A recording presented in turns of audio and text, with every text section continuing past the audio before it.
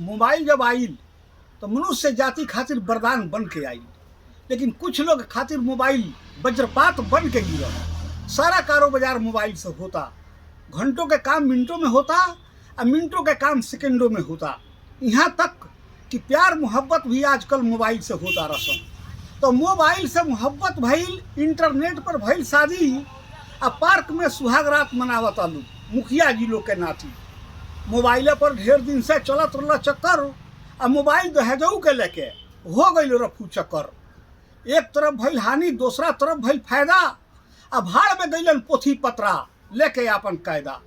पंडित जी के पता न चलल ना कोई बजनिया, आ ना ही कोई घर के ना चल एको गो नचनिया। कपड़ा खानी लुगाई बदल देवे के लोग भइल जाता आदि। मोबाइल से मोहब्बत भइल, इंटरनेट से शादी। बुढ़ऊ सोचलन पतोह अहन, पायल बजहन छम से, आ बुढ़ियो बबकट बाल देख के गिर तारी धम से। मोबाइल पर पतोहियो प्यार, मोबाइल पर सब कुछ हो रहा हलवा प्रयोजन।